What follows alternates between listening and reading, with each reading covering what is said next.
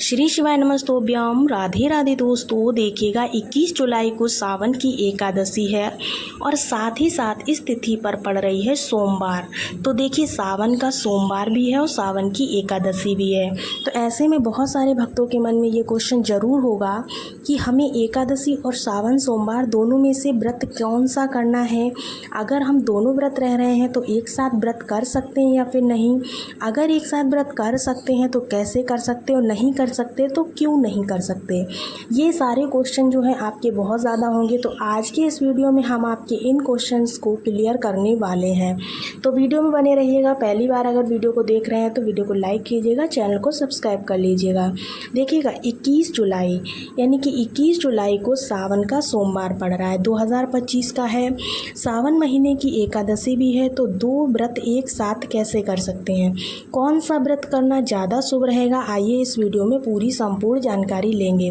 कैसे नियमों का पालन करें, पूरी जानकारी है, ध्यान से सुनिएगा। कोई भी आप गलती कर देते हैं तो आपका व्रत खंडित और अधूरा रह सकता है। ध्यान से सुनिएगा, अंत तक बने रहिएगा। आप सब जानते होंगे 21 जुलाई के दिन सावन का सोमवार भी है और बहुत दुर्लभ संयोग बन रहा है।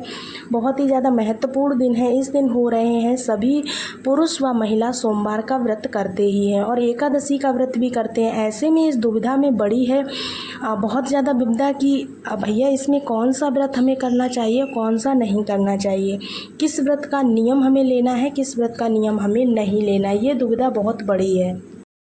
ऐसे में हमें अपना व्रत किस नियम से करना है जिससे हमारा जो व्रत है उसका फल हमें मिल सके, किसी भी रूप से खंडित ना हो। देखिए सावन का जो सोमवार होता है वह चमत्कार के रूप में हमारे साथ चलता है, पूरे साल भर के सोमवार का फल देता है। वहीं एकादशी व्रत श्री नारायण को समर्पित है, सबसे सुंदर और अद्भुत व्रत है। दोनों व्रत अपने आप में चमत्कारी हैं। शास्त्रों में कहा जाता है जब दो व्रत एक साथ पड़ते हैं तो यह द्विपुष्कर योग के समान माना जाता है, अर्थात दो व्रतों का फल हमें एक साथ मिलता है तो हमारा जीवन अपने आप में पावन और पवित्र हो जाता है। इस बार कामिका एकादशी अर्थात सावन एकादशी का व्रत है 21 जुलाई को किया जाता है। ऐसे में आपको क्या करना है, पंचांग में दिया है 22 जुलाई 2025 मंगलवार की सुबह 5:37 से 7:05 में मंगलवार को इसका पारण किया जाएगा। जितना आवश्यक है व्रत उतना करना आवश्यक होता है, व्रत का पारण भी करना उतना ही आवश्यक होता है, तभी हमारा व्रत उपवास सफल होता है। तो आप सभी को दोनों व्रत एक साथ करना ज़रूर है। कैसे करेंगे, देखिए किसी भी तरह से आप सोचें कि मैं सिर्फ एक ही व्रत कर लूँ, दूसरा व्रत साथ में करूँगी तो खंडित हो जाएगा, तो ऐसा नहीं है। आपको सोमवार का भी व्रत करना है और साथ ही साथ ये एकादशी का भी व्रत करना है, अर्थात दोनों व्रतों को आपको एक साथ धारण करना है, एकादशी का भी और सोमवार का भी।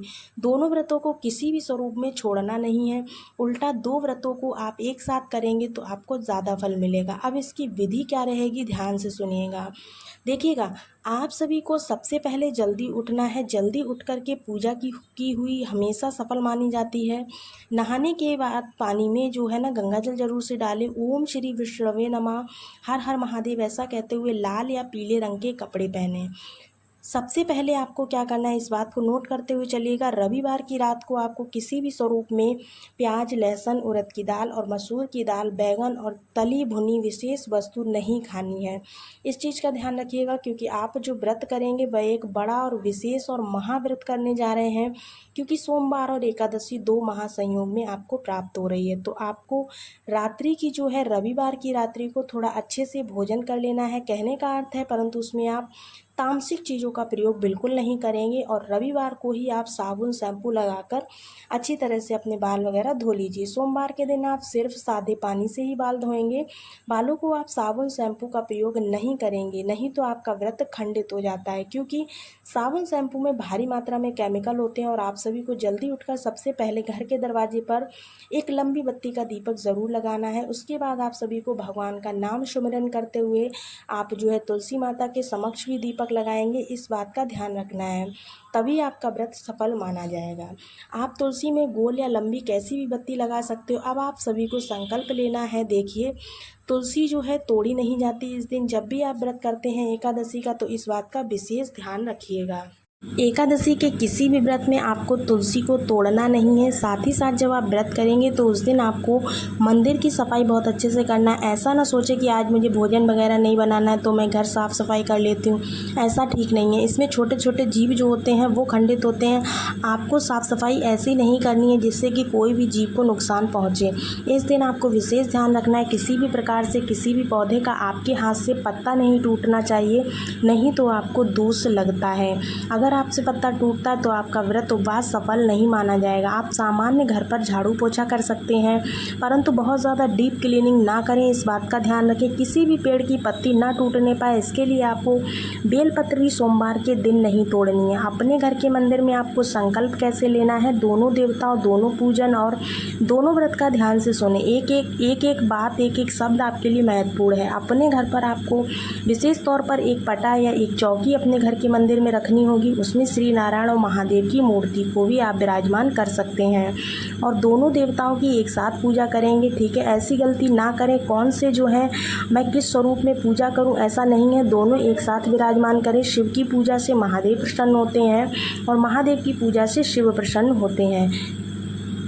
सॉरी दोस्तों, मेरे कहने का मतलब है कि अगर शिव की पूजा करते हो तो नारायण प्रसन्न होते हैं और नारायण की पूजा करते हो तो शिव प्रसन्न होते हैं। दोनों की पूजा से दोनों को एक अलग अलग ही सुख मिलता है, एक दूसरे दोनों के पूरक हैं, तो दोनों की पूजा एक साथ करें। सबसे पहले आप जब भगवान जी को स्नान कराएंगे तो श्री नारायण की जो मूर्ति है उसे स्नान कराएं। उसके बाद आपको शंख में कच्चा दूध और तुलसी पत्र रख करके श्री नारायण के विग्रह स्वरूप को स्नान कराना होगा। उसके बाद आप महादेव को स्नान कराएंगे तो गंगा जल में बेलपत्र डालकर, काला तिल डालकर स्वधा स्वधा स्वधा 3 बार बोलकर आपको शिवलिंग पर जल चढ़ाना होगा। उसके बाद तुलसी की लकड़ी को घिस करके श्री नारायण को आप सुंदर चंदन से श्रृंगार करेंगे। उसके बाद महादेव को बेलपत्र की जड़ को घिसकर आप चंदन बनाकर श्रृंगार ज़रूर से करिएगा, इससे आपको बहुत लाभ होगा। श्री नारायण को फलाहारी भोग लगाएंगे, उसमें तुलसी पत्र रखेंगे।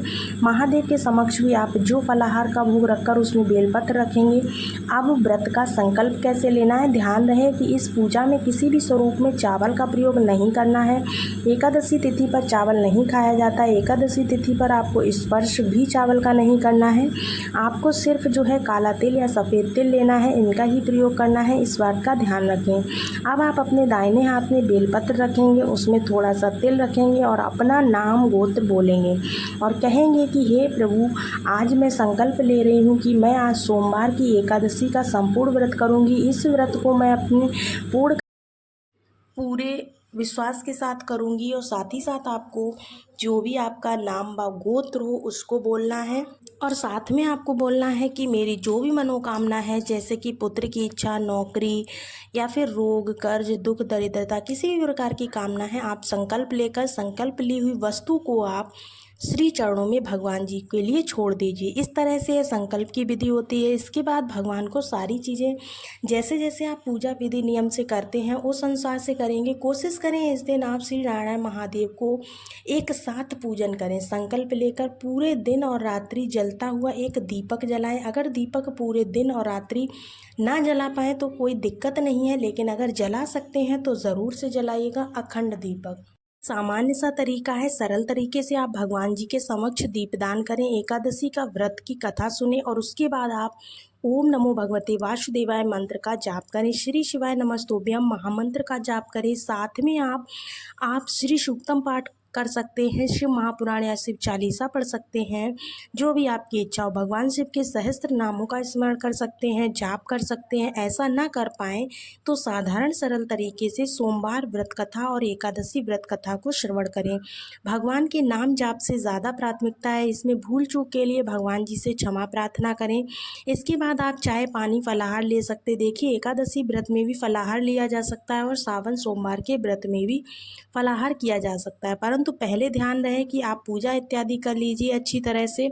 जो आपके कथा वगैरह उसको श्रवण कर लीजिए। बेलपत्र वृक्ष पूजित करने का नियम रहता है या महादेव के मंदिर में दर्शन करने का नियम रहता है, तो उन नियमों को आप सबसे पहले पूर्ण कर लीजिए। उसके बाद आप एक स्थान पर बैठकर भगवान को फलाहारी भोग लगाकर उस भोग को आप थोड़ा फलाहार रूप में चाय, पानी, दूध, दही, फल इत्यादि आप ले सकते हैं। तो आप पूरे दिन भर में एक बार अच्छे से बैठें, जितना चाहें उतना पानी पिएँ, चाय पी सकते हैं, परंतु फलाहार आप एक बार ही करेंगे। बार बार मुँह को झूठा ना करें, ऐसा अशुभ माना जाता है। सोमवार और एकादशी एक ही दिन पड़ना किसी चमत्कार से कम नहीं है। दोनों व्रतों में हरि चिंतन, शिव चिंतन ज़्यादा से ज़्यादा करें, भगवान का नाम जप करें। गलत संगत, गलत आदत, गलत आचरण से आप सभी पूर्ण रूप से दूर रहें और भगवान का ध्यान स्मरण ज़्यादा से ज़्यादा करें। पूरे दिन भर में जैसा मैंने यहाँ पर आपको बताया है, आप चाय, पानी, फलाहार ले सकते हैं, कोई दिक्कत की बात नहीं है।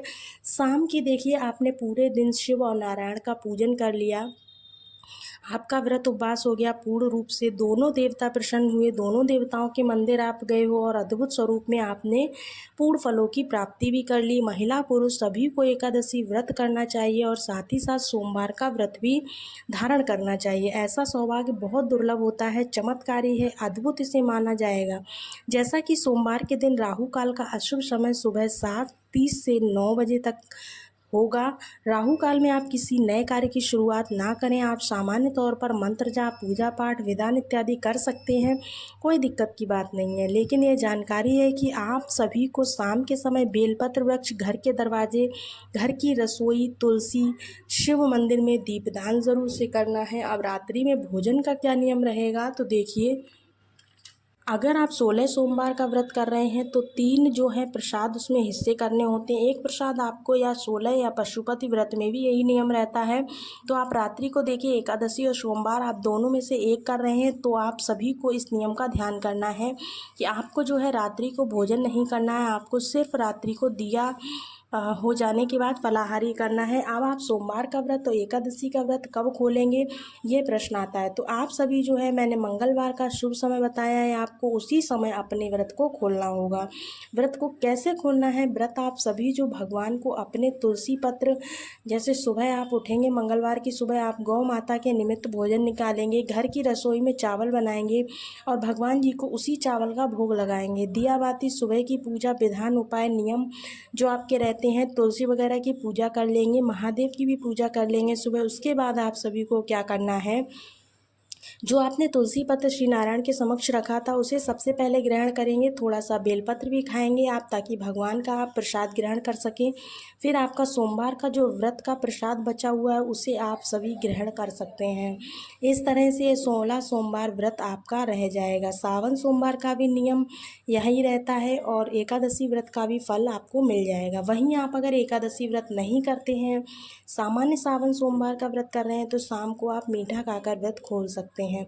देखिए, अगर आप सभी सामान्य रूप से पिछले हफ्ते जैसा कि आपने किया होगा सोमवार के दिन व्रत, कई भक्तजन फलाहारी इस व्रत को करते हैं, कई भक्तजन इस व्रत को सामान्य रूप से जो है अन्न के साथ भी करते हैं। तो सोमवार व्रत में सामान्य अन्न ग्रहण किया जाता है, तो आप अपनी इच्छा शक्ति के अनुसार कर सकते हैं 2-3 तरह से। देखिए, एकादशी और सोमवार करते हैं तो मंगलवार की सुबह व्रत को खोला जाएगा। अगर आप सामान्य सोमवार का व्रत करते हैं तो सामान्य रूप से शाम को ही फलाहार करके व्रत खोल लिया जाएगा। इस तरह से आप सभी को दोनों व्रतों का नियम लेना है तो इस तरह से लीजिए। सामान्य अगर सोमवार का व्रत करना है तो आपको मैंने नियम बता दिया है कि सामान्य सोमवार में आप जो है बिल्कुल भोजन ले सकते हैं, लेकिन अगर आप एकादशी का भी व्रत कर रहे हैं तो आप भोजन नहीं ले सकते हैं, ठीक है ना।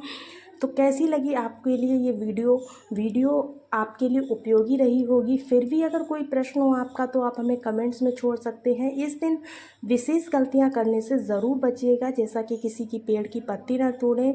इस बात का ध्यान रखिए, भगवान का नाम मंत्र ज़्यादा से ज़्यादा लें और दोनों देवताओं की एक साथ एक समान पूजा करें।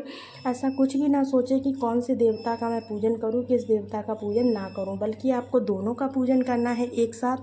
आपको बहुत ही शुभ फल देखने को मिलेंगे। अगर वीडियो आपको थोड़ा सा भी उपयोगी लगा हो तो वीडियो को एक लाइक और ज़्यादा से ज़्यादा शेयर ज़रूर कीजिएगा। चैनल पर नए हैं तो चैनल को सब्सक्राइब कर लीजिएगा, जिससे कि आपको नए नए वीडियोस हमारे चैनल के माध्यम से मिलते रहें। तो चलिए मिलते हैं अगले वीडियो में, तब तक के लिए आपको राधे राधे, श्री शिवाय नमस्तोभ्यम।